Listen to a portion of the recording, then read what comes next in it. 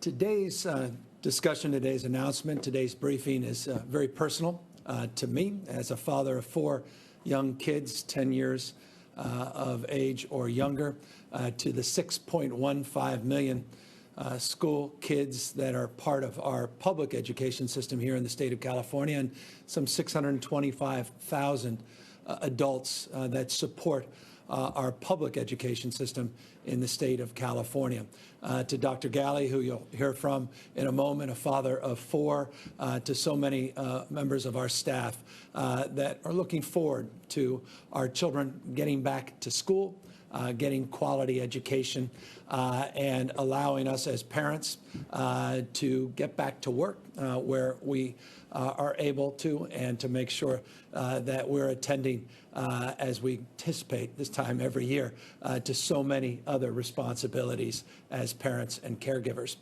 So today I want to talk about what we're putting out in terms of guidance and guidelines for education in the state of California in the context of COVID-19. We'll go through a list of specific recommendations, specific guidance, as well as updating you as we do on all the latest information relating to positivity rates, hospitalization rates, and ICUs here in the state. But let me begin first with a foundational framework, and that is our bottom line, that learning in the state of California is simply non-negotiable, that schools must, and I underscore must, provide meaningful instruction during this pandemic, whether they are physically opened, the schools, or not. And that's what I want to talk about specifically today.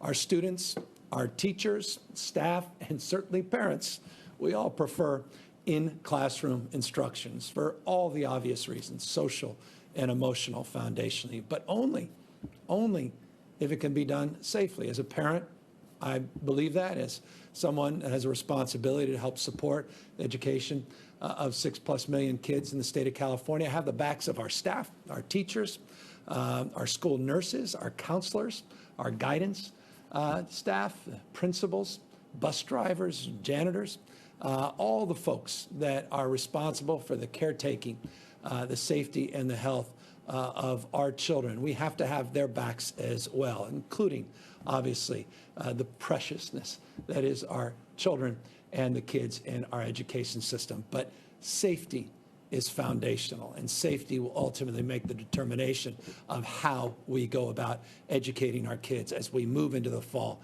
and we work our way through this pandemic.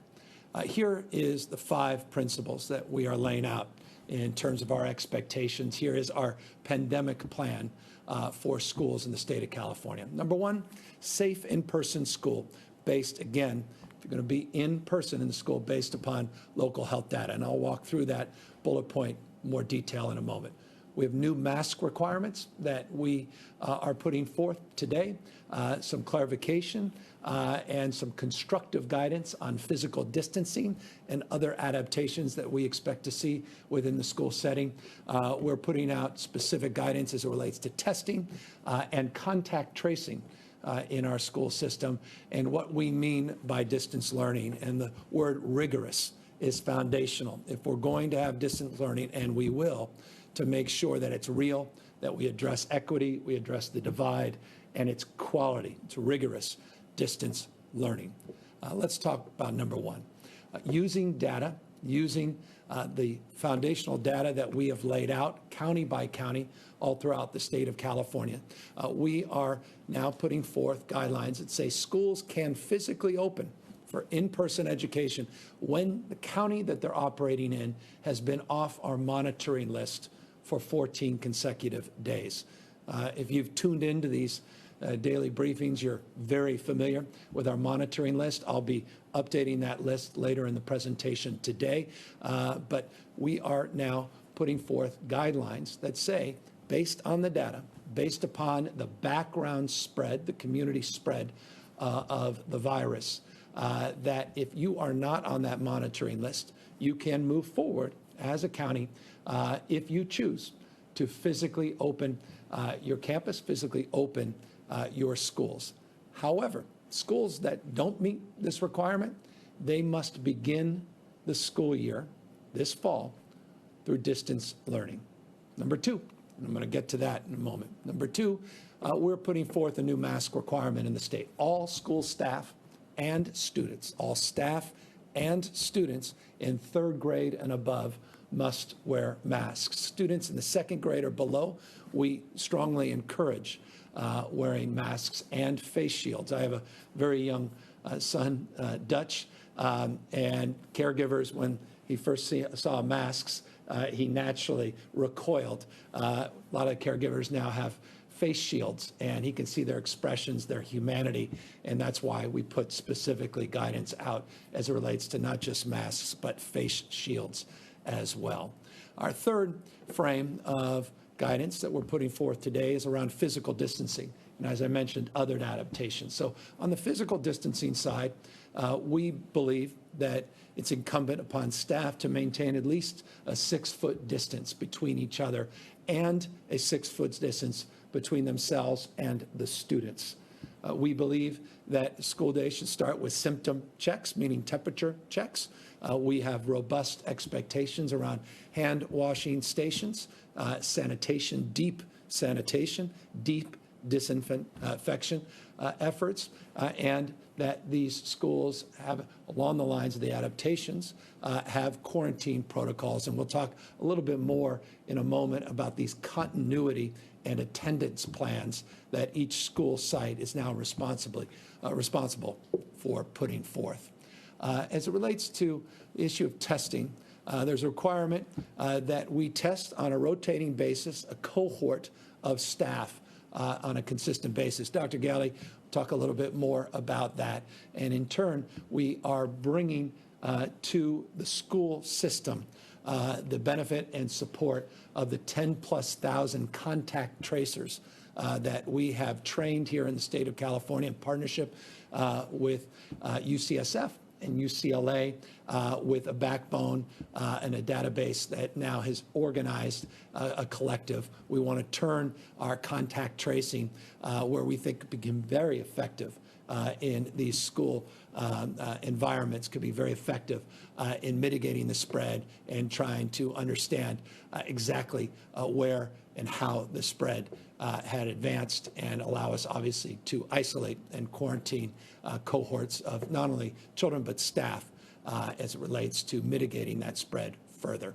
As it relates to distance learning, as I said, rigorous. Access to devices is one thing, and connectivity, it's foundational. And in a moment, I'll talk about the money we have put up to allow for districts to purchase new devices to get the kind of connectivity that our students need and deserve to address this yawning gap as it relates to the digital divide. We want daily live interaction with teachers and other students. Students connecting peer-to-peer with other students, teachers connecting daily on an interactive frame to advance our distance learning efforts. Remember, we had a lot of experience that came through the spring this year. We reviewed a lot of the fits and starts related to quality, access issues, points of consideration and concern, shared a lot of those best practices. No one is going to deny that based upon the early orders to start to close schools at the local level, that some of it worked more effectively in certain parts of the state than others. Clearly, we have work to do to make sure that we are doing rigorous distance learning. But this is the predicate, the foundation. These are the expectations that we have, minimum expectations in terms of quality, engagement, connectivity, and access to the devices that are foundational in terms of providing for quality distance learning. We also want to create a challenging environment where assignments are equivalent in terms of what you would otherwise get in an in-person class setting. I'm not naive, and again, we stipulate, that second slide I showed, that staff, that teachers, that parents prefer the socio-emotional learning of in-class education. That is a default, that's our bias, but under the circumstances with the spread of this virus, and I'll get to that spread in a moment as an explanation again as to why at this moment we're putting out this recommendation, that we want to do our best to create some sense of equivalency with the obvious constraints that is distance learning. We also want to make sure that we are always mindful of our students that are homeless, our students that are foster care kids that are in the system, kids with English as second language, and those with learning disabilities, those that have special needs and the like. Look, that foundation is laid, was laid rather, with the legislature and strong support we received from the legislature when we put forth a package on equity that was approved. That package includes $5.3 billion to deal with learning loss that was associated with some of the closures last year, and a very, very focused and intentional effort to meet the needs of those, again, that fall into those categories of special needs in our system. So $5.3 billion was put in additional funding to prioritize the issue of equity. So it's not just a throwaway line, it's not just a catch phrase, it's not just something we put out to promote a point of view, but we're substantively putting real resources and heft into advancing that point of view as well. So the question a lot of people are asked, or rather begin to ask, is, all right, once our school is open, what happens if the spread goes into the classroom setting or in a district setting, or if the spread continues in the county unabated? And so this slide puts forth some criteria that we are setting forth. Again, these are brackets.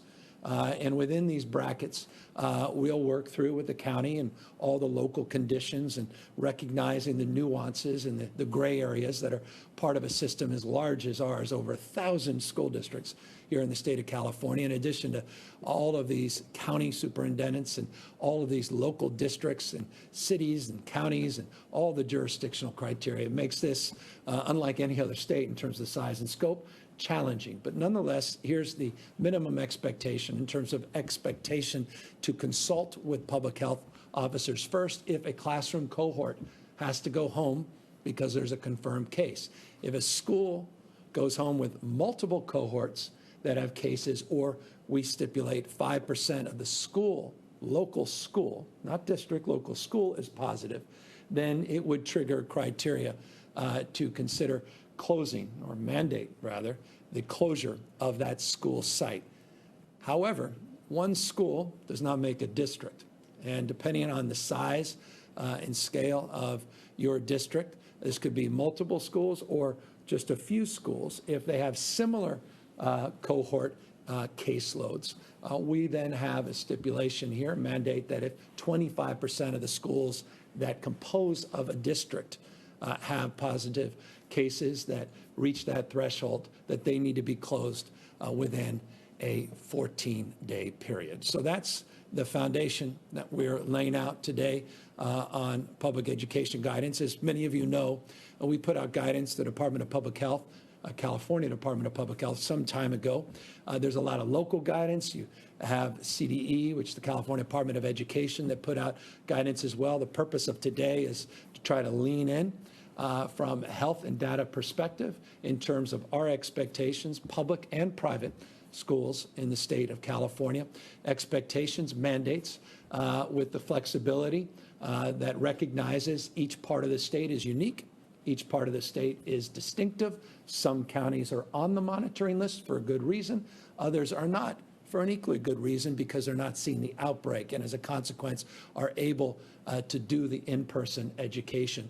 But even those that are currently on the monitoring list, we hope and expect as we mitigate the spread of this disease, they'll fall off that monitoring list. And we've created the parameters and guidelines over a 14-day stabilization period to then reopen those schools and allow that as an option to local education entities in partnership and counsel with public health officials to make that determination as to what is best for their children and those that support our children. Remember, public education, education broadly, is absolutely about our kids, but we cannot deny the fact that we have hundreds of thousands of adults that are responsible to taking care and educating our kids as well, and their health has to be considered as well. And I just offer that as a parent, but as someone who has reverence for our principals, for our teachers, for our janitors, for our bus drivers and others. And I am entrusted to be accountable and responsible to their health as well as the health of my children and your children and our children, our future. So that's the framework that we're putting out today on education. Of course, I'll happily answer any questions. And we have the head of the California Board of Education, Linda Darling Hammond's also available on the line for those of you who wish to ask her any questions. And our not only head of Health and Human Services, Dr. Galley, but pediatrician himself is available for questions and could talk a little bit more about his own personal experience with 4 young children he has as well and his expectations moving forward. But first, I want to just quickly run through what I began with, or end with what I began with. Again, that learning remains non-negotiable, but neither is the safety of all of our cohorts of support staff as well as our children. Here are today's numbers. You become familiar with the 7-day average, which to me is even more important than the episodic rise and fall of a single-day number of case counts as it relates to total number of cases that are positive. By the way, we tested 129,000 people on July 16th. You'll see the number, 9,986 individuals tested positive for COVID-19. That 7-day average at 8,838. You'll see the positivity rate has gone actually down modestly, 7.4%. The 7-day positivity rate actually is lower than the 14-day positivity rate. Our current California positivity rate over a 7-day period is 7.1%. The slide you see here represents a 14-day period at 7.4%. We're averaging now 124,000 tests on a daily basis. We have blown past that goal of 80,000. We've reconstituted earlier this week. You heard from Dr. Galley, reconstituted our testing task force. I want to make this crystal clear. Our goal is to increase testing in the state of California, but do so with a different intensity of focus, which Dr. Galley laid out on Tuesday. But I want to see those numbers, those average daily test numbers, continue to climb. They are continuing to climb. This is the largest 7-day average number of daily tests that we've ever put forth. And I'll just remind you, it wasn't that long ago, 100 or so days ago, we're averaging 2,000 tests a day, now over 124,000 tests a day. And we'll continue to fight to see those numbers increase despite all of the external challenges. We'll just have to be more resourceful. And we, as a state, are more than capable of figuring out how we can navigate some of those supply chain shortages and some of the other constraints that have been highlighted over the course of the last few weeks, and understandably so. So positivity rate, 7.4% over a 14-day period. That represents about a 7.3% increase over the 14-day period, as you can see from this slide. As it relates to hospitalizations, we continue to see hospitalization numbers increase in the state of California, about a 20% increase over, I'm looking now, that's more like 22% increase over the 14-day period. 6,808 individuals now are currently COVID-19 positive patients in our current healthcare system. Represents about 9.2% of the total number of hospital beds now have an identified COVID-19 positive patient. That was about 9% when I shared this slide with you on Monday. So it's increasing, but again at a rate that the current system in the aggregate can absorb. And I'll, in a moment, talk again a little bit more about what we're seeing at the county level. But what we're seeing in the aggregate at a state level related to hospitalizations, not surprisingly, extends to the issue of ICUs, up about 15% over this 2-week period. Now 1,941 individuals that have been admitted into our ICUs, about 16.6% of the total number of patients in our total population, or rather our total asset base of ICUs and NICU beds of 11,711. So that's holding. There's about 16% when I presented these slides to you on Monday. Still north of 10,000 ventilators available, but again, this is in the aggregate, statewide, doesn't represent what's happening at the local level and what's happening at the ground level. That's the purpose of this slide, to talk about the counties on our monitoring list. Now 32 counties, likely 33. We're monitoring 1 or 2 others. I expect and anticipate a county or 2 that's sort of 2 days, likely to be on a 3rd day. Again, though, people fall off, they come back on, but 32 counties currently on the monitoring list. 58 counties in the state of California, 32 counties represented on this monitoring list. That number's held fairly steady, 29 or so last week. The end of the week, now 32. We started the week around 32. People coming on, people coming off. But these are the counties of most concern. Now, if I broke this down in Stanislaus County and broke it down in Imperial County, what's happening in Tulare County, you'll see a higher utilization in those 3 counties specifically of ventilators. You'll see other parts of the state like Napa and others that don't necessarily have a lot of remaining ICU capacity within their counties.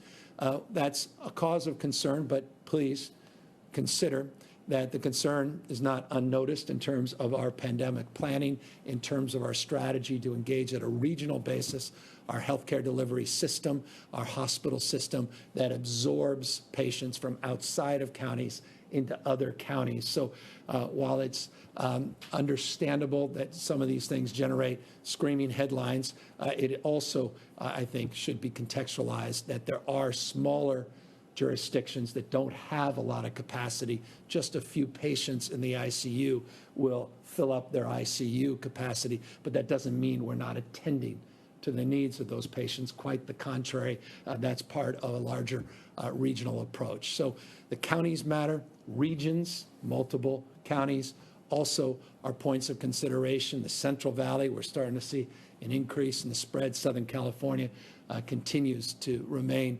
stubborn in terms of the spread, but you'll see counties on that list increasingly going further and further north of the Bay Area, and you'll see a number of those represented on this slide that came on over the course of the last week or 2, reinforcing that no part of our state is immune from the transmission of this virus, and that's why it remains incumbent upon all of us to wear a mask, the most significant non-pharmaceutical intervention that you have at your disposal. And to the extent you don't, please go to our COVID-19.ca.gov website, covid19.ca.gov website, to avail yourselves of all the resources, not just knowledge on that site, but to have the opportunity to look at support. If you need the support to get masks, or you're in an industry where you feel that you need the support in terms of PPE, broadly defined, even beyond masks, I'd encourage you to take a look at that site. There's a number of things on that site that lay a specific focus on some partnerships we've formed and some strategies we have advanced to provide and procure PPE and the like. By the way, we have done that in our public school system. We have provided millions and millions of masks, face shields, hand sanitizer, over 50,000+ temperature devices. Over 2 months of PPE has been provided to our public education system. We'll provide more as needed. Yes, we considered the size of face masks, recognizing that my 4 or 5-year-olds, 6-year-olds have different sized faces than dad and mom.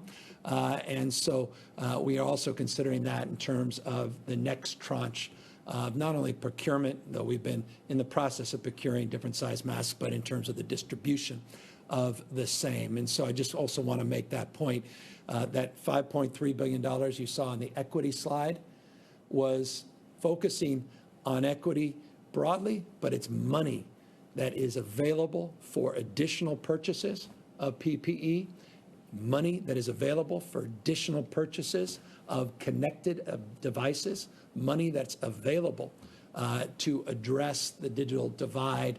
Again, it's why we call it learning loss. And within that, lots of flexibility with an equity lens to provide real resources to the school districts to allow them to make the kind of bulk purchases that are necessary at this moment to close those divides. I remind you always to physically distance, wash your hands, minimize mixing. That includes large crowds, backyard events with neighbors or extended family members you haven't spent time with or been in contact with in some time. These are just foundational points. And I'll just close with this. None of us want to see education virtualized. At least I don't. I know some folks perhaps may think that's a better approach. I believe profoundly in the power of individuals and the cohort and the connectiveness of being engaged with others and learning to develop yourselves, not just intellectually, but emotionally, and maturing in ways where I respectfully submit is difficult when you're doing it online. That said, the one thing we have the power to do to get our kids back into school is look at this list again. Wear a mask, physically distance, wash your hands, minimize the mixing. The more we do on this list, and we do it at scale, the quicker all those counties are going to come off that monitoring list. We're going to mitigate the spread of this virus, and those kids are back in school. So if that's your top priority, it's certainly mine, then it's incumbent upon us to practice not just what some of us preach, but to practice what we preach as individuals that desire to see our kids go back, to model the behavior that we know can mitigate the spread, model the behavior that can actually extinguish this virus. I saw one study, I don't even want to get into the details, but if every American wore a mask in just a number of weeks, we'll have dramatically bent the curve. I don't know that that's too much to ask, though I recognize these are not the most comfortable things and often attractive things to wear. But what's more unattractive, what's more uncomfortable is not taking care of the needs of our small business and our most precious resource, our children. And that's why this list and your individual acts can make a profound impact and move us in a much more expedited manner towards our ultimate goal of getting every one of our kids back into the classroom, getting every one of our small businesses up and running again, and getting us back to a semblance of normalcy that all of us desperately look forward to, long for, and will once again enjoy if, again, we attend to these basic and foundational and fundamental principles. So with that, I always encourage you to learn more and go to that covid19.ca.gov website. And I encourage you to go to that website to learn more about these continuity plans that are also required in our public education system. We call them local continuity attendance plans. In a vernacular that's well known in the education system, we talk about LCAP plans. We are now adopting those in a COVID-19 environment to consider the spread and consider this disease and its spread in light of some of those local plans. Those have to go up on, made public and go up on site where you have, as a parent, as someone who cares about this issue, you have access to that information. A lot of that information, again, always being aggregated on our covid19.ca.gov website. So again, we have Dr. Galley, a dad, a pediatrician, who's available for any questions. We have Linda Darlene Hammond, and if you don't know her as in her formal role, she's also one of our nation's leading educational experts. The reason she was appointed to this position, we're blessed to have her. She's also available to answer any questions. And then you have a governor with 4 kids is also available to answer any questions. Ricardo Cano, Cal Matters. Thank you, Governor. there seems to be some skepticism from parents and students over the quality of distance learning that they're going to receive, just given the way things played out in the spring. The budget you signed includes new standards, but doesn't spell out requirements for live synchronous instruction that parents and academics feel is an important part of distance learning. My question is, how much live instruction do you feel schools should be offering students this fall, and what recourse will parents and students have if they're not receiving the quality instruction from their schools laid out under your budget?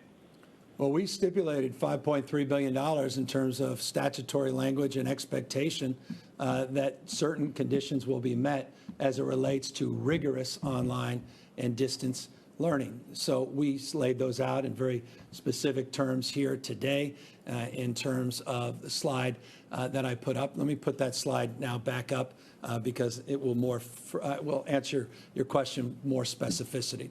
You'll see our fifth bullet point, rigorous distance learning. This is about having a requirement to have access to devices and connectivity for all of our kids. You may be aware, and I'm really proud, my wife has been working overtime to try to get philanthropy engaged and to get support to get devices donated and to have Wi-Fi hotspots and connectivity beyond even Wi-Fi in our public schools. I thank Tony Thurman for his leadership in this space as well, Linda Darling-Hammond. They all worked collaboratively together. I made an announcement a number of months ago how Google really led in this space. We found 100,000 hotspots that we did advanced in partnership with them, Microsoft, Amazon, others. Verizon came in providing $10 a month per household plans. A lot of people still can't afford that, but it's a cohort of support, an example of where philanthropy, even government is coming in, or business rather, is coming in. We have a lot more work to do there. We were able to get Chromebooks and laptops. We were able to get tens of thousands, over 70,000. We announced a few months back, tens of thousands more have come in. The CPUC, I had made an announcement on this a few months ago. It goes to your question. It's worth repeating today. The CPUC has been doing much more targeted mapping of areas where connectivity is not robust and it's not optimal. That's been a renewed effort over the last few months to prepare for our fall academic season. We have, in addition to that, put up tens of millions of dollars, $25 million from the CPUC, that is providing supports to what we call LEAs, these local education authorities, to cut the costs of connectivity and devices in half, in addition to all the philanthropic efforts that are underway. But we put that $5.3 billion up, and we put statutory language in the budget as it relates to the need to do a lot more in the old traditional ways through bulk purchasing. And that's why that money is available.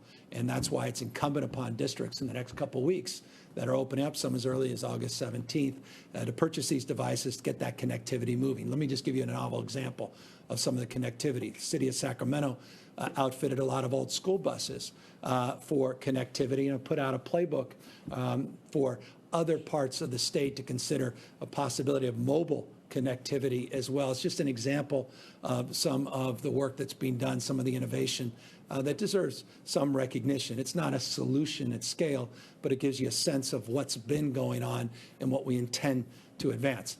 Daily live interaction. You're absolutely right. The spirit of your question. As a parent, I agree with the spirit of your question. I want to see that interaction with teachers. I want to see that interaction with students. And I also want to see it rigorous. I want to see it challenging. I don't want to see it passive. I don't want to see it disjointed. So we deal with equity. We deal with connectivity. We deal with quality. We deal with the importance of having lesson plans that are robust and are meaningful. And we move aggressively to extinguish this virus so we can get everybody back into the classroom as soon as we can. This is how we start in those monitored counties. This is not how we intend to end. Quite the contrary. We hope in some cases some of these counties fall right off that monitoring list, and we're back up and running in person with all these new criteria and safety expectations, health expectations in place. Hi, Governor. I'm hoping you can give me a little bit of information about your thinking on this question. When you talked to the press on Monday, a couple of reporters asked you about additional statewide efforts or statewide clarity, and you seemed to suggest at the time that there was enough out there already. But clearly things have changed in your thinking, so I'm just curious, what's changed between then and now? I should say. Did you see data from some of the local communities that gave you pause? Did you see maybe the suggestions of other school districts that have already moved to this? What changed? What was the moment that made you think you needed to do more from the state? That was about 10 days ago, so forgive me for leaving you with that impression on Monday. It certainly was not my intention, quite the contrary. We've been planning to make this announcement for some time. We've been working very collaboratively with all of our partners across the spectrum. John, you know well the spectrum of educational leaders, counsel and advice that we've received from them, but also working with local health officials. So I previewed that on Monday with the expectation that we'd be rolling out this plan with a little bit more nuance and detail. And so we're just moving in that direction as we intended, and we're very, very pleased and grateful for the incredible counsel and advice that we've received from so many stakeholders. Politico. Governor, thanks for taking our questions today. I think a lot of parents around the state are wondering what this means. You and others have talked about how kids getting back to school is going to be critical for really getting the economy restarted. So do you have any plans to support parents who this news will mean kids staying at home indefinitely at this point? Yeah, I mean, it's across the spectrum, isn't it? I mean, when you have an average daily rate of case increases now over 8,838, that's our 7-day average, those case numbers are of concern. And that's why we moved forward with modifications to our stay-at-home order, added more of these counties to the monitoring list. We're concerned across the spectrum about the impact on local businesses, the economy in the state, and obviously our parents. And again, it's not an intellectual exercise for me. It's quite personal, as it is for so many people watching. I don't need to belabor that point, except to say that I bring that personal experience to bear as it relates to the conversations we're having. Dr. Galley certainly does as a pediatrician and as a parent of 4. And of course, with our partnership at CDE and our partnerships with the state board, we have been very sober in terms of how we've engaged in this conversation because, yes, our default, and I made that clear in that first slide, our default is in person, but we have to do it in a safe way, and we have to do it in a way that can guarantee the health of not just our kids, but also those that are entrusted with their care. And based upon the spread, based upon the increased spread of this virus just over the course of the last number of weeks, and the fact that we haven't been able to yet, and we will, bend that curve to the degree that we must, that has unfortunately put us in this position. And so I look forward to finding all of those supports we possibly can across the spectrum to help support our small businesses, to help support our caregivers, and to help support our parents that, trust me, I know intimately, are dealing with an extraordinary moment in their lives and their children's lives. And the pressure we put on our parents is very, very intense indeed. Hannah Wiley, SAC-B. Hi, Governor. Thanks for taking questions. Had the state moved more slowly through the reopening phase back in the late spring and early summer, do you think more school districts would be in a position to offer in-person learning? I'm not able to hypothesize about coulda, woulda, shoulda. Here's the reality that's in front of us, the reality I've presented you today in terms of the spread in these parts of the state. It's been, I think many people have recognized that we are still going through the first waves of this pandemic. We're not out of the first wave. We were able to substantially mitigate an increase in the spread of this virus. We extended that mitigation for a period of time where ICUs and hospitalizations held steady. And as we started to open up sectors of our economy, region by region, we are where we are. And now we are trying to tackle that in a very judicious way. We made some modifications last week, earlier in this week, and we'll continue to be open argument interested in evidence, looking at the data, looking at the conditions as they present themselves in diverse parts of the state and making subsequent recommendations. John Woolcock, Mercury News.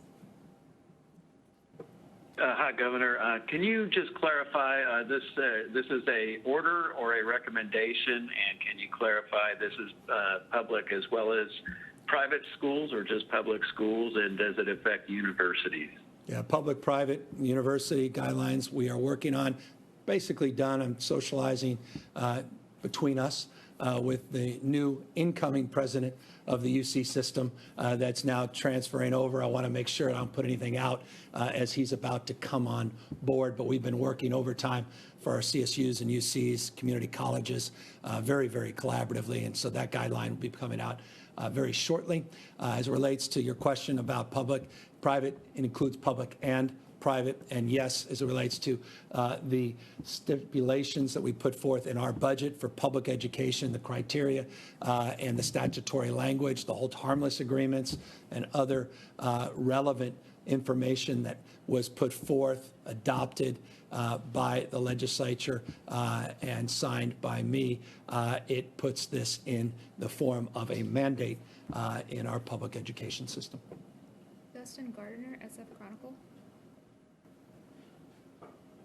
Thank you, Governor. With respect to the testing requirement, how is the state going to ensure there's enough capacity for hundreds of thousands of educators to get tested every other month? How do you pay for that, and how do you make sure there's the capacity? Well, as you may know, earlier this week on Tuesday, Dr. Galley put forth a new testing plan, new testing strategy, announced new co-directors of our testing task force that specifically answered the question of how we're prioritizing and what we're prioritizing. And today, we reinforced that priority. He referenced during that presentation on Tuesday the expectation that health plans will start picking up the costs as they're required to do, but with different language we put forth than the federal guidelines to require those plans to reimburse and to provide for those tests. Employer responsibility. Employers include our responsibility as a state in our school system to pick up the costs of those tests. So that goes specifically into how we're going to pay for them. The testing we need to increase. I was very clear about that. Even though we had 129,000 people tested yesterday, we still have a responsibility to test many, many more. And the purpose of that presentation, the purpose of reinvigorating our testing task force was to do just that. And today we set forth expectation that our adults in our education system will be tested on a cohort basis, on a rotating basis. And as we avail ourselves to more testing capacity, we'll step up those efforts to a whole nother level. And more important, perhaps, than anything else, is I think the announcement could be lost on connecting our contact tracers to our public education system as well. Because it's one thing to test someone, and we, again, focus a lot on that. But what do you do after someone's tested positive or someone's been exposed to someone who has tested positive? And that question can be very anxiety-inducing in a public school setting. And that's why the partnership with the contact tracers at the county level now to really do the contact tracing isolation, to understand where the spread happened, what the cohort looks like, becomes foundational in terms of meaningfully addressing, mitigating that spread, and meaningfully opening up the opportunity to reintroduce students back into that school setting once we've addressed the spread of the virus. Kathleen Renane, AP. Hi, Governor. So as you mentioned, some schools are starting in the middle of August, so 4 weeks from now. Do you think that you're giving them enough time to implement these, complicated rules in a meaningful way by the time school starts? And then secondly, the guidelines don't mention extracurriculars. So if the school is open for in-person learning, what can they do in the extracurricular space? And then finally, for Dr. Galley, is the slight decrease in the positivity rate a sign that the latest closures are having a positive effect? Yeah, well, I'll leave that to Dr. Guy. I'll just defer to him since I've taken too much of everybody's time. I have strong opinions about that positivity rate, but I'll let Dr. Galley express his first. But look, as it relates to providing time, we've been at this for months now. This shouldn't come as a surprise to anybody. We ended our school year last year with the expectation of providing distance learning. We worked with a lot of the districts to share best practices, to work through a lot of issues. So this is not sprung on people. This is not a shock just a few weeks before the school year. Now, the expectation that we're doing in all the monitoring counties obviously renews a sense of focus as it relates to distance learning, but the frame around distance learning broadly has been socialized over the course of many, many months here in the state of California, exampled by the work we did at the end of the year last year to provide more devices, to provide more points of connectivity, and also exampled, and I think you can appreciate this, by the fact that some of our state's largest school districts have already moved forward to distance learning, and the fact is many others followed suit in the last few days.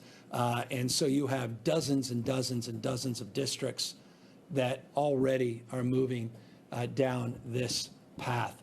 And so from that perspective, I think the opportunity for these districts to prepare and opportunity to use the resources that we made available weeks and weeks ago in the budget avail themselves, I think, very favorably. Though, again, I am not naive. You'll invariably find a district that doesn't want any mandate, and certainly not this mandate, that obviously may express a different point of view. But we are working through 1,000 plus districts in this state, and we're working through a scale no other state in the country is working through. But with that, I'm not sure another state in the country has its head of Health and Human Service that has 4 kids and is a pediatrician. So let him answer that question on that positivity rate.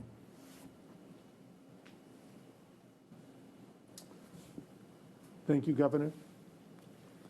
Kathleen, thanks for the question on test positivity. Of course, it's encouraging to see it begin to stabilize, but we will see.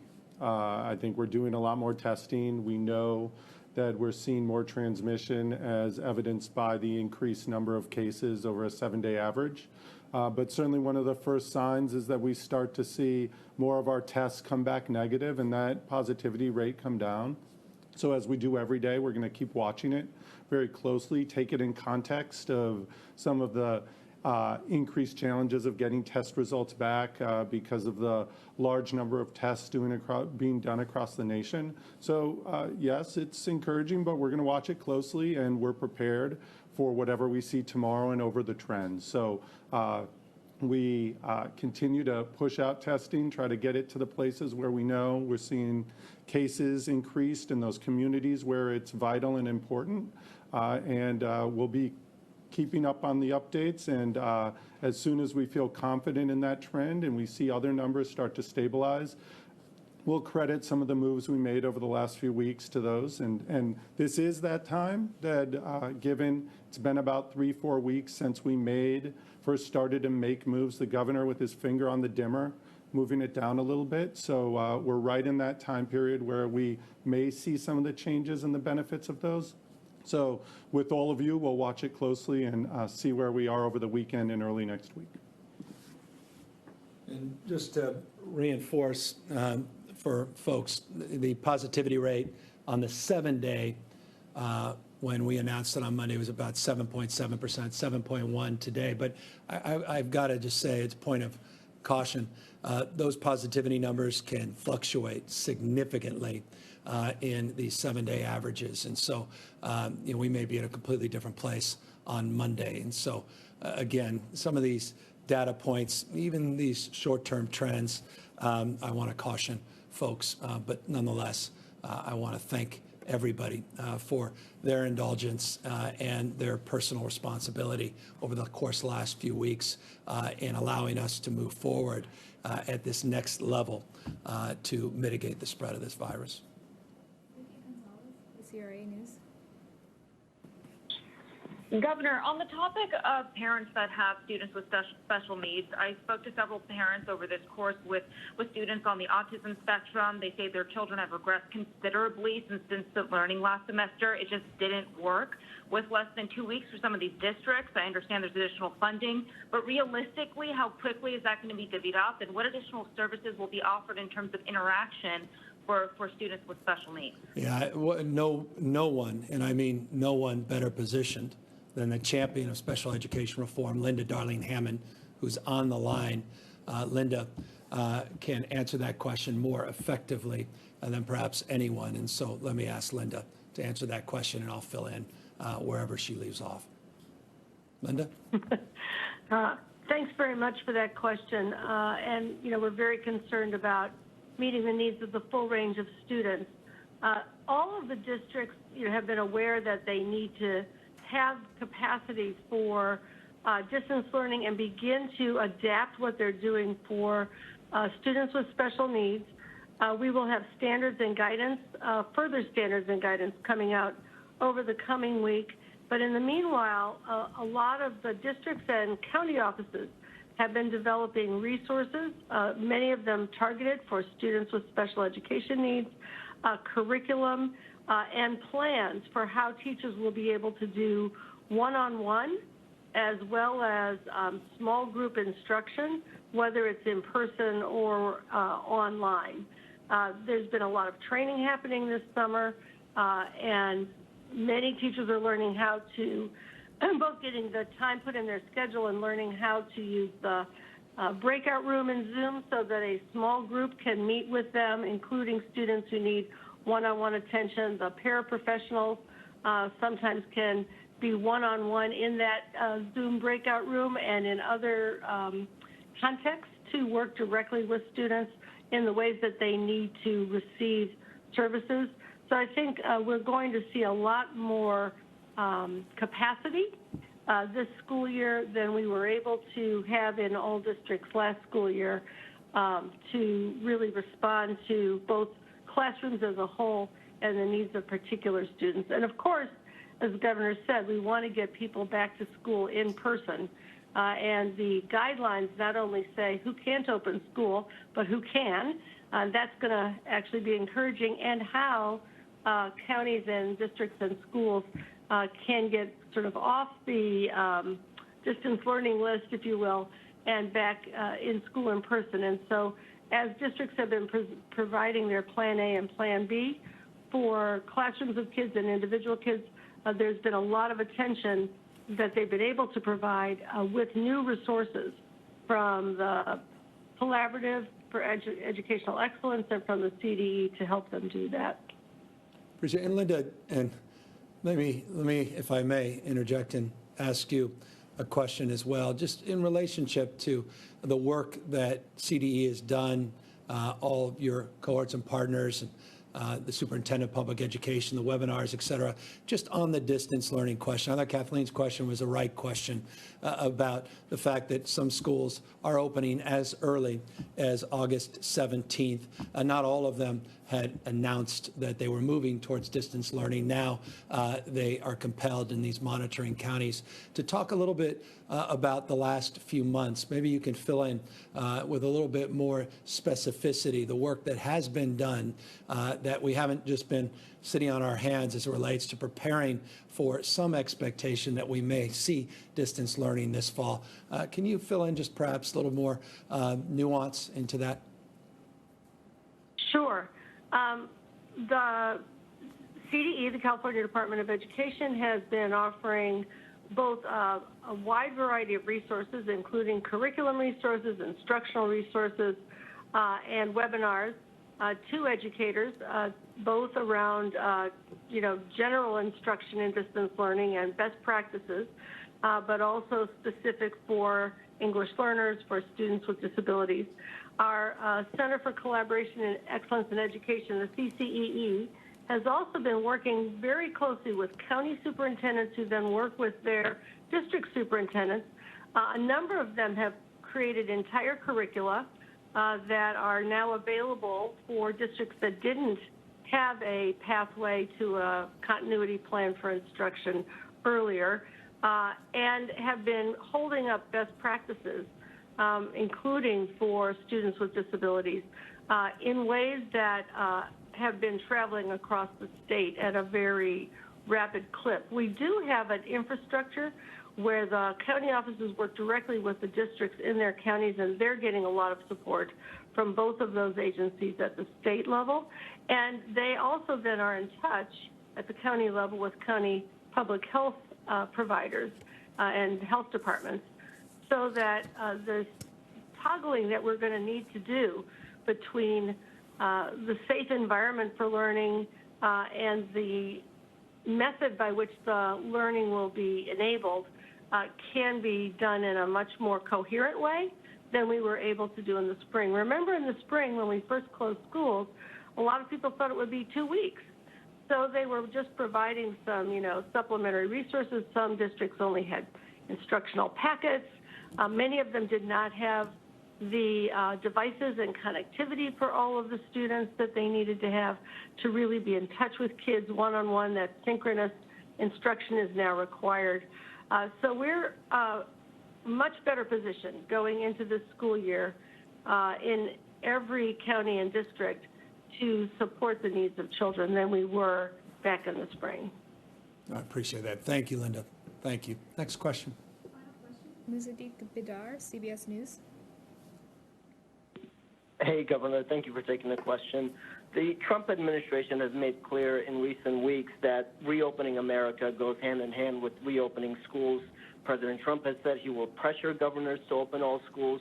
What kind of pushback and comments do you anticipate from the president on this? And have you been in contact with anyone in the administration or the coronavirus task force about your plan? Yeah, we've been constantly in contact with members of the task force, the vice president directly, not just individual members of the task force. I think this afternoon I have a number of conversations with specific members as well on a myriad of issues, including where we are as it relates to education. Look, I want to just put up a slide because I think it deserves to be reinforced. And this was a slide about what is our bottom line, because I think it goes to the heart of your question and to the heart of the moment we're in. You can just remove a political context, remove one individual or elected official. I think broadly this statement, and forgive me, I say broadly because I recognize not everyone would submit to it, but broadly this statement I believe is accurate, that students, teachers, staff, and parents prefer in-classroom instruction. That we stipulate to, but only if we can do it safely. And I think it's that but only if we can do it safely. That's the responsibility of governors. It's the responsibility of superintendents of public education. It's the responsibility of county health officers, the responsibility of caretakers and teachers and other incredibly important classified staff. It's incumbent upon parents as well. And so this is the question that we are responsible for answering. How can we do it safely when you're seeing a background spread of a virus in certain areas that invariably will impact what's happening within the school environment? And I deeply recognize, I follow the science. I pay attention to the data as it relates, again, as a parent first, but as a governor, to the data about the spread of this virus based upon age. None of us are naive about a lot of the studies that are out there. And by age, I mean not just young people, but by ages underneath them, meaning 10 and younger, and our elementary school kids and the like. But we're not just talking about our children. We are also talking about those we entrust our children with when we drop them off at school as well, and their health and their safety. So it's an ecosystem, our public education system, our education system broadly, and we are responsible to address the needs of that ecosystem. And part of that ecosystem, in closing, does extend, and I recognize the president's insistence from an economic paradigm. I get that.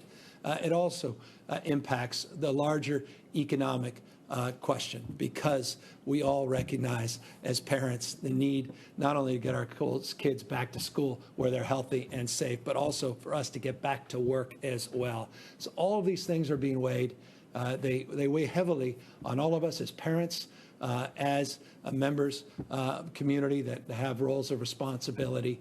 And so I appreciate this dialectic. I guess it's a way of saying this. I'm not looking to score cheap political points with people that have different points of view. I respect and appreciate this dialectic, this conversation that we're having, and we'll continue to have it with kind of, I think, clarity of purpose and conviction to keep our kids and keep our economy moving, keep everybody safe and healthy in the right balance. And so, again, I thank all of you for the opportunity to balance perhaps some of your day with this update and your time. I want to thank questions for the questions that we received. I want to thank Linda Darling-Hammond for her just